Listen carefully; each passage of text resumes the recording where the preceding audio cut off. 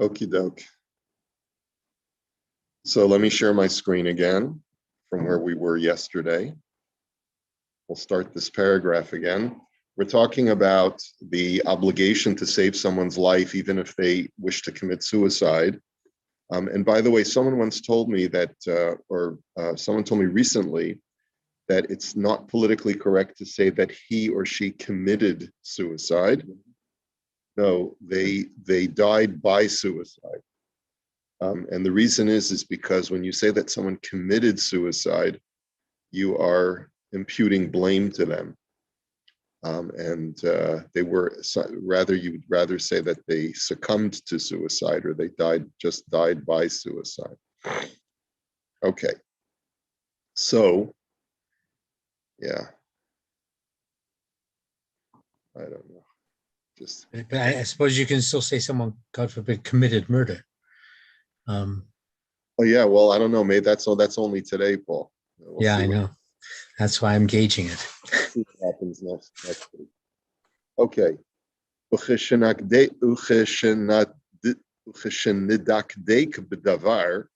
When we drill down to the matter and are careful about it, we will see. Good morning. Nirashi Yesod Zeh.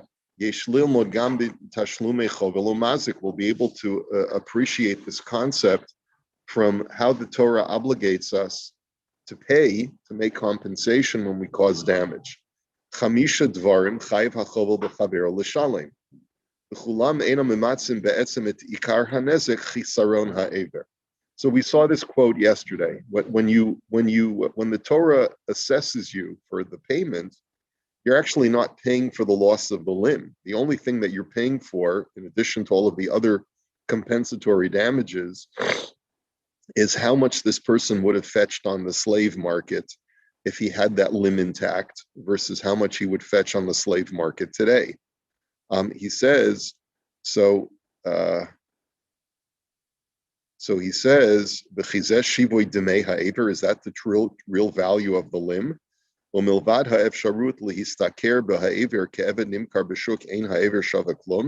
Besides what a person could produce with that arm on the slave market, the limb itself doesn't have intrinsic value. He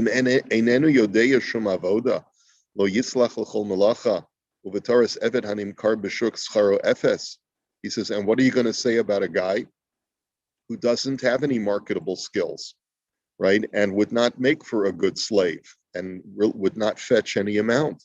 It's like, for example, the Gemara says, but let's say a guy is a mukashchin, he's covered with boils. No one would want him to work for them, right? Or he's got this foul odor emanating from him. He won't. Yeah. So it's okay for me to cut off his arm because he doesn't have value on the slave market. He says, and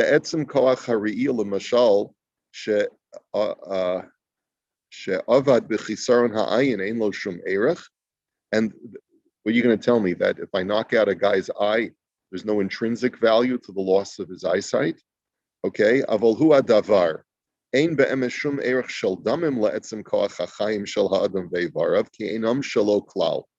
the answer is as follows.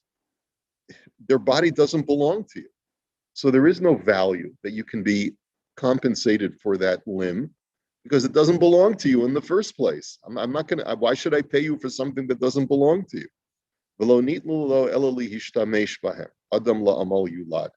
And therefore, your body was only given to you for utility. As it says in the book of Job, man was created for toil. And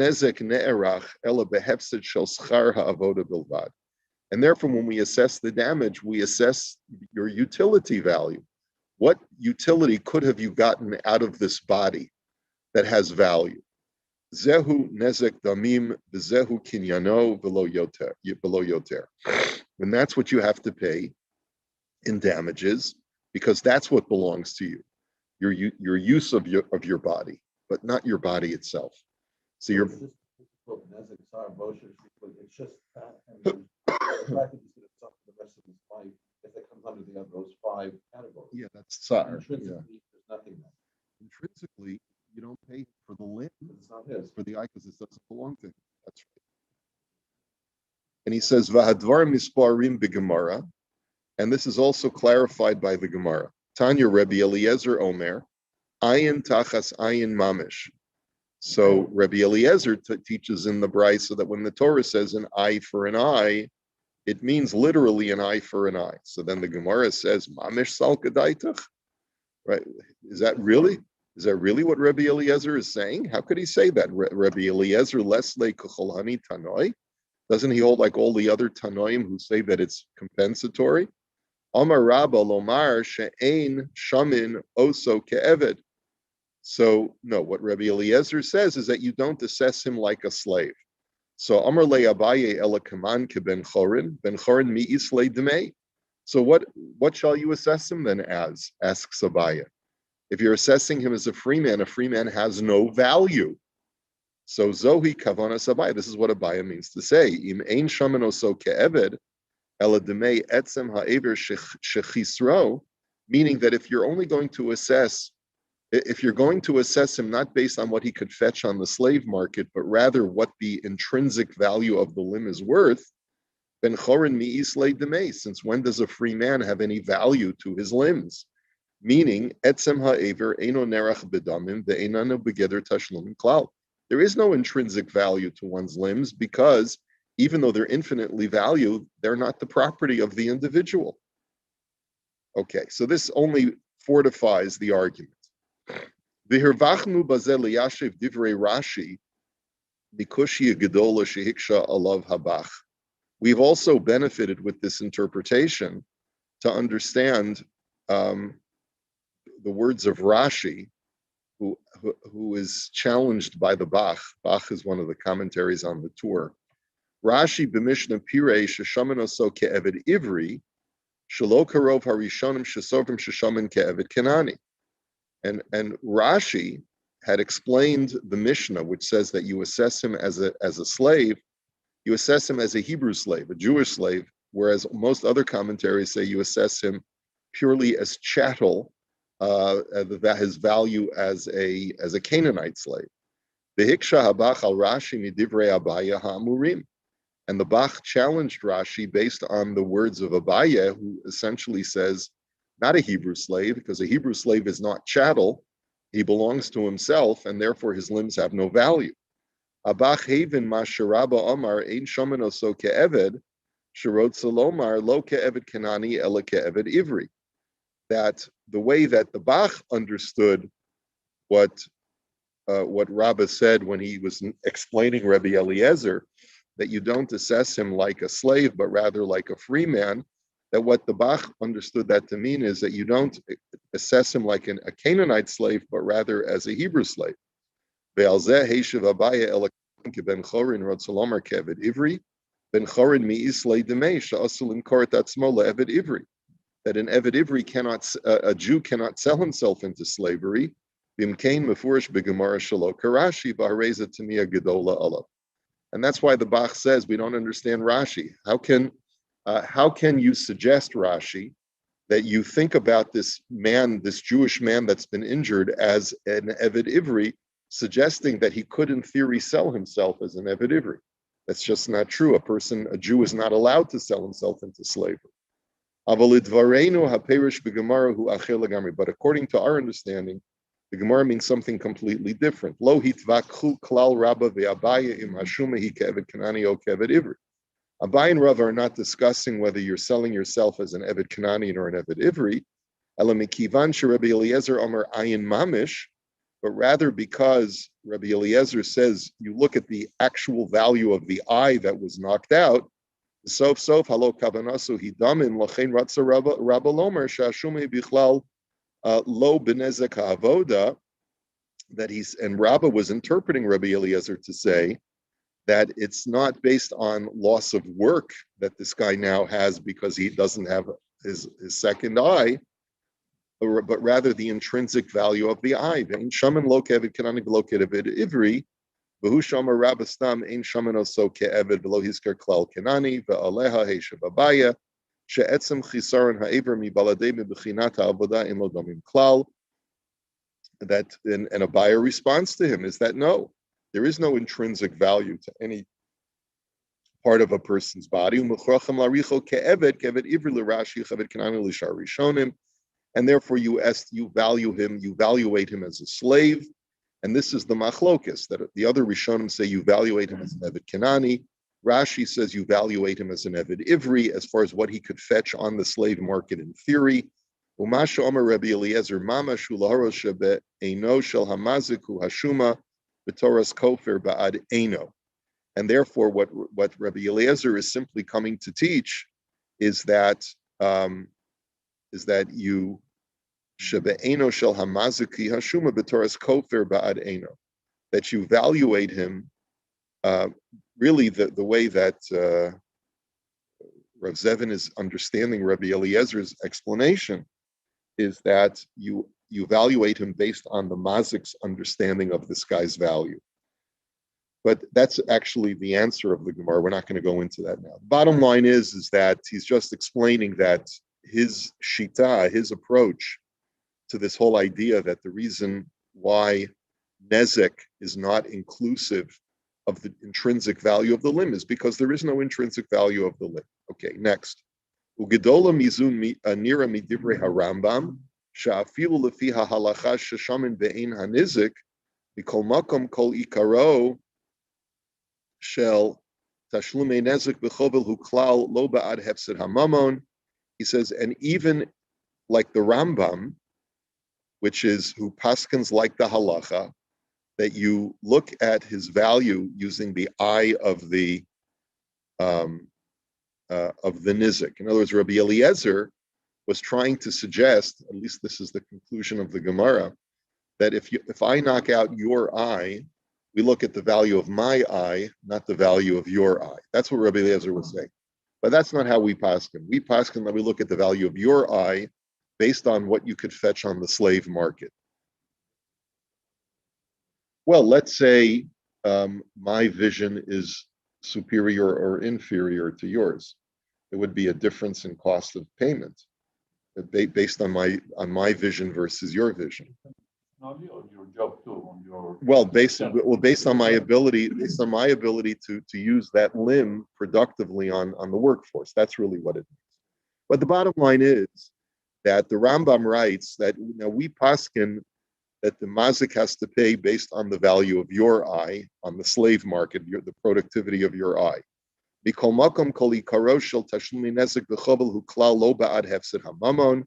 Afilu lo ba'ad minias kisharon ha'avodah shegaram lo, ela b'toras kofer ha'aver shel hamazik shahayu based in tzrichim lechaser. The Rambam understands that when we assess the mazik, we're really not asking him to pay for his time or his productivity that he lost because that limb or the eye was lost, but rather what the Beis Din is supposed to be doing is assessing the mazik as a way with a cash settlement that atones for the fact that he deserves to have his eye taken out. That's essentially the way the Rambam understands it. You knocked out someone else's eye, you deserve to have your eye taken out as sort of vengeance for what you did to the other guy, but instead we're going to ask you to pay. Okay, kolomar ayin tachas ayin be'emes pirusho mamish.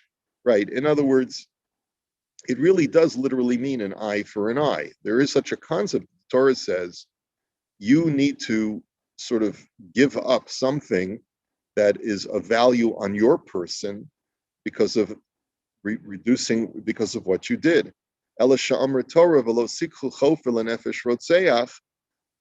here's the thing. The Torah says you cannot take compensation for the soul of the murderer. And what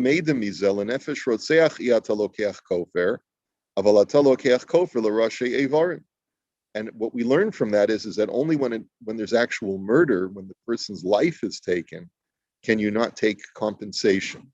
But if you just damage a portion of a person's body, then compensation is appropriate. And how do you assess the compensation? For that, in other words, to atone for this person deserving to get his eye taken out, you assess what the value of this guy's productivity would have been had he still had his eye. Vishuv oto hadavar. but we're still going back to the same idea. Ha'ever atzmo ein lo erech shel damim, ve'ein ha'aracha acheret ela b'shivui demei avodato shel ha'ever. But nonetheless, we're not taking the intrinsic value of the eye, but rather his work productivity. V'chachu lashon harambam, and that's why the Rambam says, Zeh shenemar b'Torah kasher yitain mum ba'adam ken yinatein bo, that whatever injury one inflicts on one person, so shall be inflicted upon him. Eino lachavol bazeh kamo shechavol b'chaver. So the Torah is not suggesting that you injure the mazik in the same way that he injured the other person. Ella shehu ra'ui lechasro aver olachvol kasher asa, but only that he deserves, not that you do it, but he deserves to have his body injured in the way that he did to another. And therefore, he only has to pay compensatory damages. And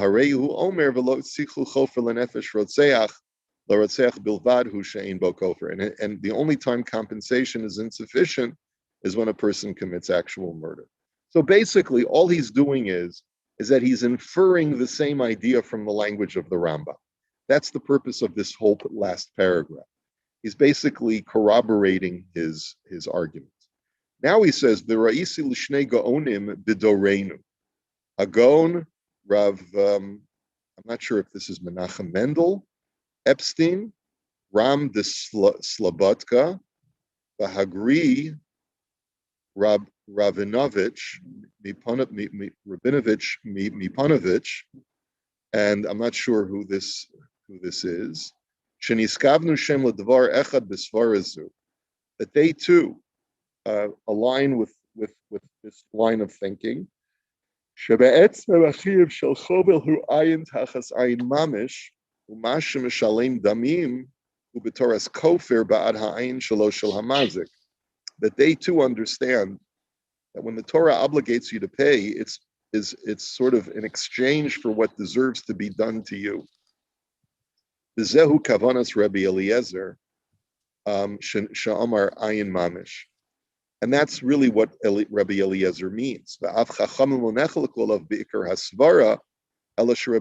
sover shemitotze yosei sheshaman esayin shel hamazik v'chachamim sover mishashumu hu ala ayin shel hanizik. And he basically says they corroborate my interpretation. The only thing that they don't do is quote from the Rambam, who seems to be saying it explicitly. Okay, so now that we have these two premises that we've now laid down, that a person is not the proprietor, he's not the owner, he's not the balabas of his body and his limbs. And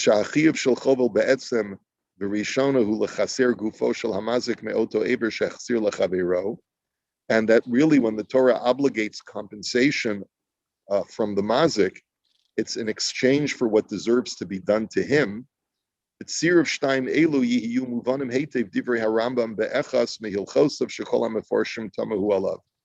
Now we're able to understand a difficult passage in the Rambam, and I'm not going to go through it all. Let me just see if there's anything else that I wanted us to see. Okay, we're skipping until the very end of the essay. Anuroim efo. What we see from all of this, she'evarav shel ha'adam einam birshuto klal, that a man's limbs are not within his purview whatsoever. Hu einenu ba'aleihem ve'einam shalo. He is not the proprietor over them; they are not his property. V'lo yuchal lasot behem shum masa u'matan.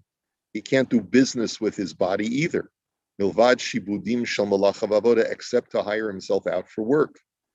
Ve'einam, like for example, you can't sell your kidney. It would turn out, according to this. The only thing that you're selling is the ability that you would have had to perhaps use it for something else, or we're giving you compensation. Yeah, like an organ donation, it's correct to say that it's not proper to donate, to be sold for your organs, because your body is not yours. You don't have a right to donate to sell an organ. What you do have a right is to use a portion of your body to save someone else's life, pikuach nefesh. But that you're not compensated for pikuach nefesh. So somehow, I presume you could be compensated for your lost time while you undergo the procedure or something like that. That you would be allowed to be compensated for. And any discomfort or pain and suffering or whatever it is.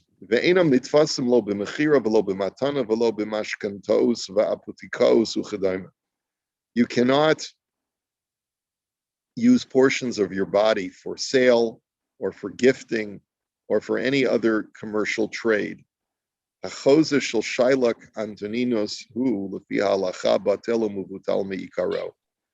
therefore, the contract that was made between Shylock and Anthony, was that the Gentile's name? And Antonius? I think it was.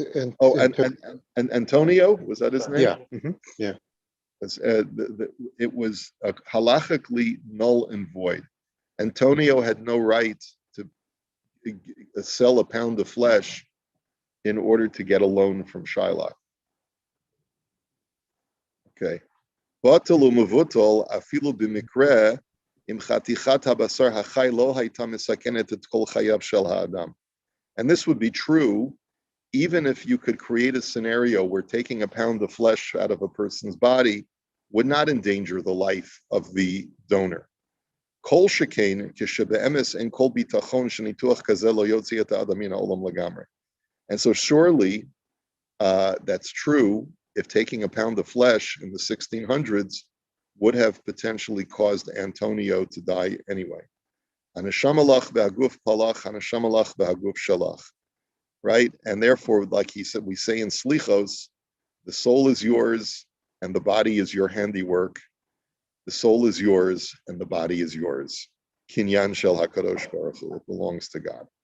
And therefore, that's the conclusion of Rav Zevin, that because the body is not yours, you have no right to take your life, and I have an obligation to stop you in any way that I can to preserve the Ribono Shel Olam's property. It's not your property. Okay, so that's it. Questions, comments? Rabbi, just a question on going back to where if you have a scenario where the mazik, let's say he's a wealthy guy, so I don't really know what kind of deterrence it is for him to just have to pay some money for damaging someone, where it can really hurt that other person. Now that other person, the person we hurt, will hopefully get compensation that will make up for whatever lost money or time, whatever he has. But I don't know for society if it's really a deterrence necessarily. Whereas I think where the Muslims have it, where they really chop off the hand or something else like that, where it really is a deterrent for society. First of all, Ron, I'm sure that Saudi Arabia would love to have you as one of its citizens. I'm not sure how well you'll fare there. You may not be able to find a minion, but I will say this. First of all, that part of this essay also demonstrates that HaKadosh Baruch Hu, as the owner of our bodies, does not want us to mutilate our bodies, even in the course of creating justice in society. There are limits to how much sacrifice Hashem is demanding of us to make for the sake of creating equity. You don't give up your life in order to create justice. You don't give up a portion of your body. Body belongs to Hashem. Hashem wants us to preserve our bodies. Now, that's number one. Number two, you're right. When you're dealing in certain instances, monetary damages that are assessed are not a sufficient disincentive, but in many situations they are. The courts may, at their discretion, create an assessment against a damager. Like Beis Din is given latitude if they see that a person is reckless in his behavior, because daddy's very rich. And so daddy gave him a Maserati, and then he took the Maserati and got drunk and started driving around with it. Society can, at their discretion, using the discretion of the courts, assess additional restrictions and damages upon the person in order to further disincentivize him. Even the wealthiest person can be disincentivized if sufficient assessment is placed upon him, not only monetarily, but also being shunned by society, being ostracized by society. So there, it's, I guess what I would say is that depending upon the person's wealth, the Beis Din can assess more if they feel that this person is truly not penitent. And secondly, there are other measures other than compensation to disincentivize people from doing bad things. Like for example, there are certain behaviors that society has no tolerance for, and like molesting a child. So what damage have I caused? What compensatory damages are there for psychological damage, right?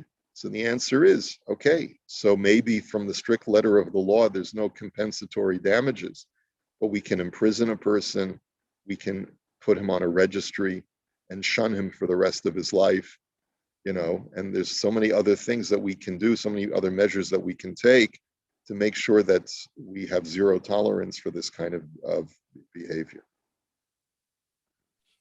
Rabbi? Yeah, Rabbi? Yeah. So if we say that a person does not own the body because it belongs to Hashem, so how can a person donate body parts? Right. So when they die? Moshe was just talking about that. So the answer is it's for pikuach nefesh. You are allowed to use a portion of your body to save someone's life, just like you're allowed to exert yourself or take risks with your life in order to save the life of another, because that's considered to be doing a mitzvah, right? So that's the justification. Selling an organ, it would follow that you're not allowed to sell an organ because your body is not usable for commercial trade. So that was the point that we were making with this whole essay having to do with Shylock from the Merchant of Venice, that you don't have the right because you can't sell that which doesn't belong to you. Correct. Or can you donate something that doesn't belong to you?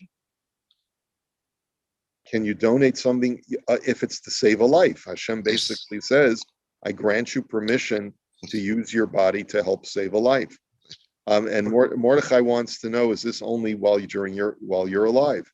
No, I mean, after you die also, the body still doesn't belong to you, but there's nothing that stands in the way of pikuach nefesh, right? So yes, organ donation is sanctioned in halacha, whether you're doing it while you're alive or post-mortem also, if you can save someone's life after you've died. No, I don't know that we say it's only for a yid. It's a mitzvah to save anyone's life.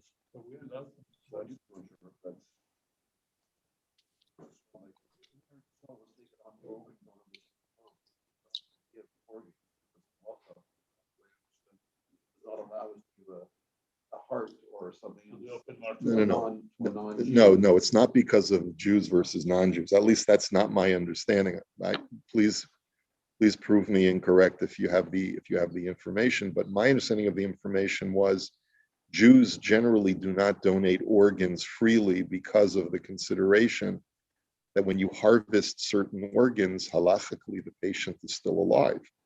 In other words, a patient is brain dead, and that was the whole controversy with what's the definition of death. Certain organs can only be harvested while the heart is still beating. And so according to many poskim, the person is still alive. Well, Izzy, it's time to go. See, I got you.